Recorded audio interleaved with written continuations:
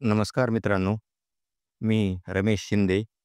या व्हिडिओमध्ये आपण नवीन राष्ट्रीय शैक्षणिक धोरण व या धोरणामुळे काय बदल होतील याविषयीची महत्त्वाची माहिती जाणून घेणार आहोत, जी तुमच्यासाठी अत्यंत उपयुक्त असणार आहे. तर मित्रांनो, केंद्र सरकारने 2020 मध्ये राष्ट्रीय शैक्षणिक धोरण जाहीर केले. या धोरणामुळे शैक्षणिक क्षेत्रात अनेक क्रांतिकारी बदल घडून येणार आहेत. त्याचबरोबर या धोरणाचा शिक्षक, विद्यार्थी, समाज या सर्वच घटकावर दूरगामी परिणाम होणार आहे. तर मग या नवीन शैक्षणिक धोरणामुळे शिक्षण क्षेत्रात कोणकोणते बदल घडून येणार आहेत ते आपण पाहूयात. या शैक्षणिक धोरणामुळे शिक्षणाचा आकृतिबंध बदलणार आहे.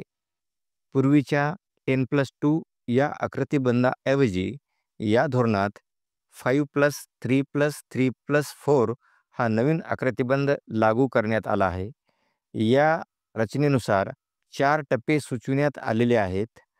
पहिला टप्पा पायाभूत टप्पा असेल, जो पहिल्या वर्गाच्या अगोदरचे म्हणजेच बालवाडीचे 3 वर्ष व पहिली आणि दुसरीचे 2 वर्ष असे एकूण 5 वर्षाचा असेल. तर दुसरा टप्पा हा तयारी टप्पा असेल, ज्यामध्ये इयत्ता 3री ते 5वी या वर्गांचा समावेश असेल. तिसरा टप्पा हा मध्यम टप्पा म्हणून ओळखला जाईल, ज्यामध्ये इयत्ता 6वी ते 8वी या 2 वर्गांचा समावेश असेल. चौथा टप्पा हा माध्यमिक टप्पा असेल, ज्यामध्ये 9वी ते 12वीचा समावेश असेल. त्याचबरोबर या नवीन धोरणाने 12वी नंतरच्या पुढच्या पदवी शिक्षणाचे स्वरूप देखील बदलले असून आत्तापर्यंत पदवी ही 3 वर्षाची व पदव्युत्तर शिक्षण हे 2 वर्षाचे होते. परंतु या नवीन धोरणात 1 वर्षाचे प्रमाणपत्र, 2 वर्षाचा डिप्लोमा, 3 वर्षाची पदवी आणि 4 वर्षाची संशोधनासह पदवी असा बहुविध पदवी कार्यक्रम सुचविलेला आहे. पदवी स्तरावर आंतरविद्याशाखीय म्हणजेच इंटरडिसिप्लिनरी अभ्यासक्रम विद्यार्थ्यांना निवडता येणार आहे. म्हणजे सायन्सच्या विद्यार्थ्याला फिजिक्सबरोबर संगीतसारखा आवडीचा विषय पण घेता येईल.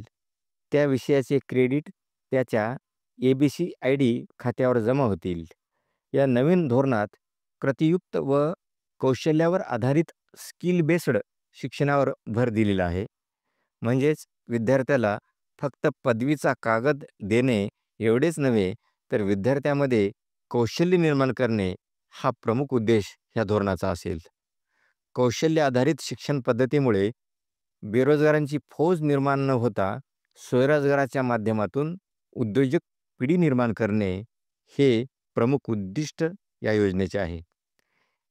या नवीन शैक्षणिक धोरणामुळे इतरही काही अनुषंगिक बदल घडून येतील, जसे की उच्च शिक्षणामध्ये लवचिकता, स्वायत्तता व संशोधनावर भर दिला जाईल.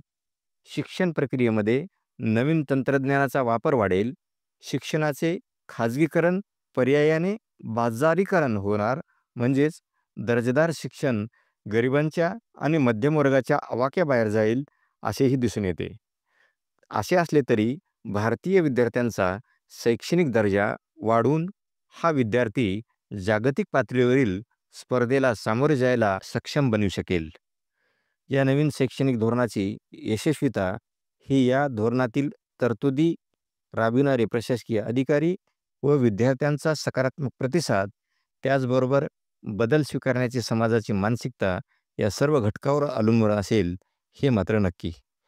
हा व्हिडिओ आवडला असेल तर लाईक करा, शेअर करा.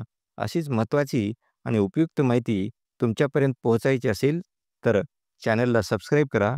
धन्यवाद.